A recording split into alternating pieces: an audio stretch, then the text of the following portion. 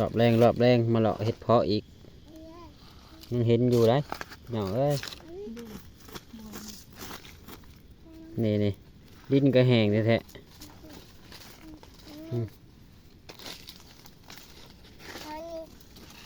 ดินก็แห้ง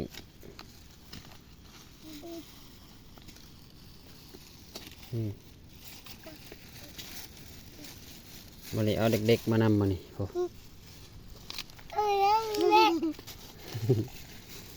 จะ3 ดอกนี่ดอกนี่น้องนี่เหรอนี่ได้ดินี่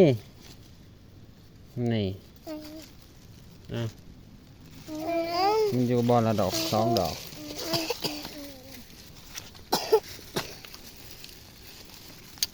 หาดู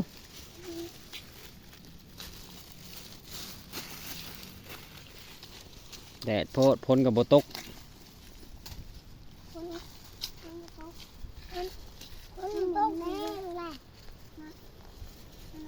เห็นอีกแล้วเห็นว่าน้องเห็นว่า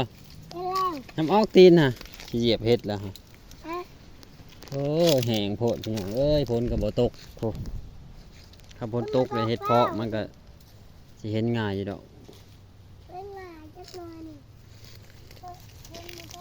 โบตกอีเด้นี่ดอกบางใหญ่นึงอย่าพาลูกอย่าพา